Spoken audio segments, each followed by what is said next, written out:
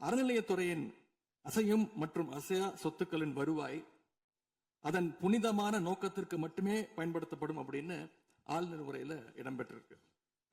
இந்த கருத்தை பார்க்கும் பொழுது அறநிலையத்துறையே இருக்கக்கூடாது அப்படின்னு சொல்ற பாஜகவுடைய குரலாகத்தான் தாவேக அரசும் சொல்லுதா அப்படிங்கிற சந்தேகம் எங்களுக்கு வருது. பாஜகவும் வலதுசாரிகளும் சொல்றது இதுதான், அறநிலையத்துறை பள்ளி கல்லூரிகளை நடத்தக்கூடாது, அறநிலையத்துறை பள்ளி கல்லூரிகள் நடத்தக்கூடாது அப்படின்னு சொல்லிட்டு இருக்கிறாங்க. இதுக்காக வழக்கும் தொடர்ந்து இருக்கிறாங்க. இந்த நிலைப்பாடு திருமண மண்டபங்கள் வணிக வளங்களோடு நிற்குமா, இல்ல கல்வி நிறுவனங்களுக்கும் இந்த கண்டிஷன்ஸ் அப்ளை செய்யப்படுமா? மாண்புமிகு அறநிலையத்துறை அமைச்சர்கள். மாண்புமிகு பேரவைத் தலைவர் அவர்களே, மாண்புமிகு தமிழ்நாடு முதல்வர் அவர்களே, அறநிலைத்துறையை பொறுத்த வரைக்கும் கோவில்களின் வருமானம் கோவில்களில் வரக்கூடிய பக்தர்களுக்காக செலவிடப்படும் என்பதை நம்முடைய ஆளுநர் உரையில் இடம்பெற்றதுதான் அதனுடைய சாராம்சம்.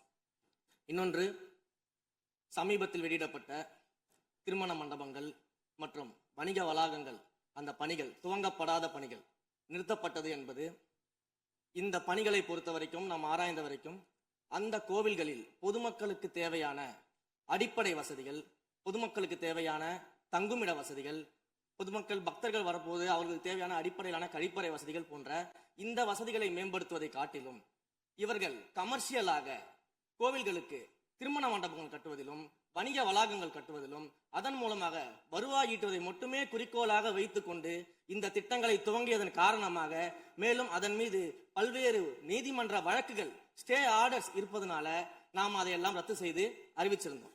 இதற்கு ஒரே ஒரு உதாரணமாக, எந்த அளவிற்கு கோவில்களை கமர்ஷியலாக மாற்றுவதற்கு கடந்த ஆட்சி காலத்தில் முயற்சி செய்து கொண்டிருந்தார் என்பதற்காக ஒரே ஒரு சிறிய உதாரணத்தை மட்டும் சொல்லிடுறேன்.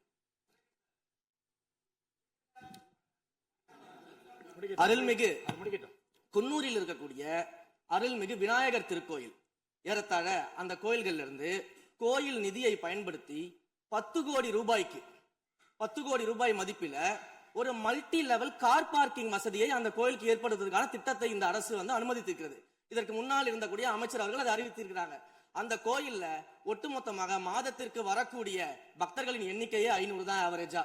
அதே போல அந்த கோவில்களுக்கு அடிப்படையில கழிப்பறை வசதி கூட கிடையாது. இது மட்டும் இல்ல, குன்னூர் மற்றும் உதகையை சுற்றி இருக்கக்கூடிய அனைத்து பகுதிகளிலும் இருக்கக்கூடிய 50 கோவில்கள்ல பேசிக்கா இருக்கக்கூடிய டாய்லெட் ஃபெசிலிட்டிஸ் கூட அங்க இருக்கக்கூடிய கோயில்களுக்கு கிடையாது. அப்படிப்பட்ட இடங்கள்ல கோயில் நிதியை பயன்படுத்தி எதற்காக மல்டி லெவல் கார் பார்க்கிங் தேவைப்படுது? அப்ப இது கமர்ஷியல் திட்டங்கள் இல்லையா? கோவில் நிதியை இப்படி கமர்ஷியலாக பயன்படுத்துவதற்கு எதிராக தான் நாம இந்த திட்டங்களை எல்லாமே தடுத்து, இந்த திட்டங்கள் தேவையில்லை, அதற்கு பதிலாக நம்முடைய அரசாணையிலே வெளியிட்டிருக்கிறோம். மிக தெளிவாக கடைசி வரியை படித்து பார்த்தால் எல்லாருக்கும் தெரியும். இந்த கோவில் நிதியை பயன்படுத்தி கோவிலும் பக்தர்களும் பயன்படக்கூடிய வகையில மாற்று திட்டங்களை உருவாக்கும்ன்ற வரியை நம்ம மென்ஷன் பண்ணியிருந்தோம். எந்த இடத்திலேயுமே மக்கள் பயன்படக்கூடிய கல்வி நிலையங்களையோ இல்ல இது போன்ற மருத்துவ வசதிகளையோ நாம செய்து தர மாட்டோம்னு சொல்லல. இன்னும் சொல்ல போனா, கடந்த 5 ஆண்டுகள்ல ஒன்றிய அரசின் நிதி உதவியோடு பழனியில பாத்தீங்கன்னா ஒரு சித்த மருத்துவமனை கட்டுவதற்கான நிதி உதவியை ஒன்றிய அரசு தருவதற்கு தயாராக இருந்தது. ஆனா கடந்த ஆட்சியில அந்த திட்டத்தை அப்படியே கிடப்புல போட்டுட்டு, கேட்டா ரெக்கரிங் செலவை எங்களால ஏத்துக்க முடியாது அப்படின்னு சொல்லி கிடப்புல போட்டு வச்சிருந்த இந்த திட்டத்தை நாம இன்றைக்கு கையில் எடுத்து அதை துவங்குவதற்கான ஆய்வில் இறங்கியிருக்கிறோம்.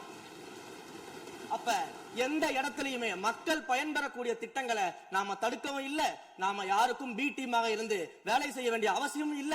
கோயில்களின் நிதியை ஒரு காலமும் கமர்ஷியலாக பயன்படுத்த வேண்டிய அவசியமும் மாண்புமிகு தமிழ்நாடு முதலமைச்சர் தலைமையிலான தமிழக வெற்றி கழகத்தின் ஆட்சிக்கு தேவையும் இல்லை. மாண்புமிகு உறுப்பினர் சேகர் பாபு. மாண்புமிகு பேரவைத் தலைவர் அவர்களே, இந்து சமய அறநிலைத்துறை கொடைகள் என்ற ஒரு சட்டம் இருக்கின்றது. அந்த சட்டத்தில் விதி 69 என்ற குறிப்பிடப்பட்டிருக்கின்ற அந்த பணிகள் சட்ட விதிகளுக்கு உட்பட்டு சட்டத்தின் 36 பிரிவிலிருந்து தான் இந்த பணிகள் மேற்கொள்ளப்பட்டன.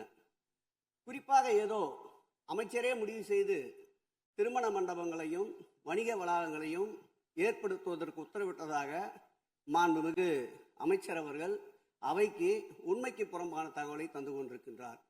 ஒவ்வொரு திட்டங்களும் அன்றைய காலகட்டத்தில் இருந்த சட்டப்பேரவை உறுப்பினர்களுடைய பரிந்துரையின் அடிப்படையில் சட்டப்பேரவை உறுப்பினர்கள் கேட்டுக்கொண்டதற்கு அடிப்படையில் தான் அனைத்து திட்டங்களும் அந்த காலகட்டங்களில் கொண்டு வரப்பட்டது. அதோடு மட்டுமல்ல, உறுப்பினர் அவர்கள் குறிப்பிட்டு கூறினார், குன்னூரிலே மல்டி லெவல் கார் பார்க்கிங் கொண்டு வரப்பட்டது என்று. அங்கே இருக்கின்ற 56 கோயில்களையும் நான் குன்னூரிலே 5 நாட்கள் ஊட்டியிலே முகாமிட்டு அனைத்து கோயில்களுக்கும் நேரடியாக சென்று ஆய்வு செய்தோம்.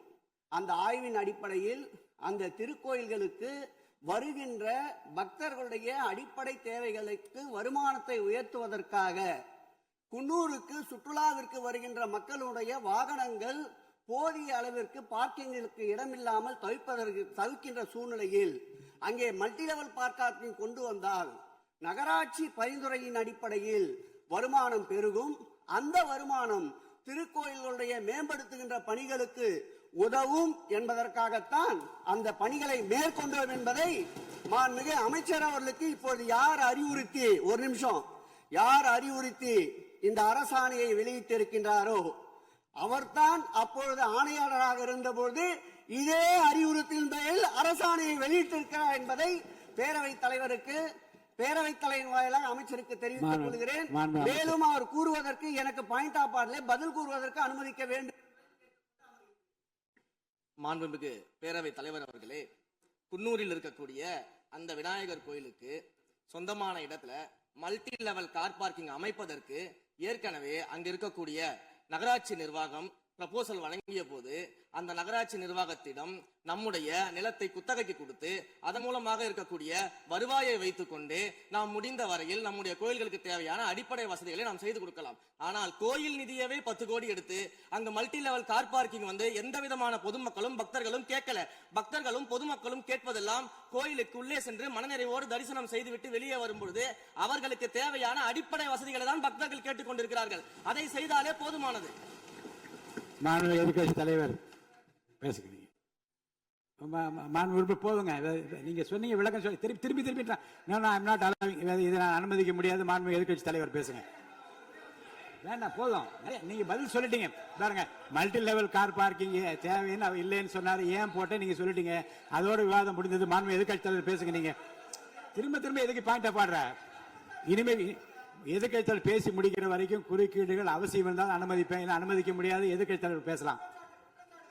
ஒரு குற்றச்சாட்டு இல்ல, விளக்கம் தான் சொன்னாரு. என்ன குற்றச்சாட்டு சொன்னாரு?